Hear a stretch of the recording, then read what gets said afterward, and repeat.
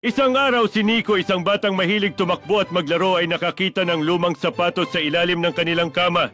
Mukhang luma na pero kulang itsura, sabi niya. Isinuot niya ang sapatos at bigla itong nagsalita. Aray, daan-daan lang, kakagising ko lang eh. Wah, nagsasalita ka? Kulat na sigaw ni Nico. Oh, ako si Tots, ang sapatos sa pangkarerang may feelings.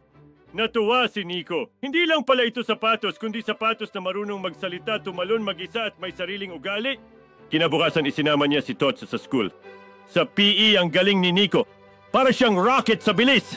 Pero si Tots ay medyo madaldal. Uy, coach, pagod na ako. Pahinga naman dyan. Uy, Nico, wag mo ko ipapasuot kay Pedro, mabaho medyas nun. Ay, tumalsik yung bola. Tago tayo. Lahat ng bata nagtawanan, lalo na si Nico. Para silang may sariling comedy show sa paa. Pero isang araw nawala ng gana si Nico maglaro. Bakit malungkot ka? Tanong ni Tots. Kasi natalo kami sa laro. Kahit ikaw pasuot ko, sagot ni Nico. Tumahimik si Tots. Tapos mahina siyang nagsabi, Nico, kahit may sapatos kang nagsasalita, ang tunay na galing ay nasa puso mo.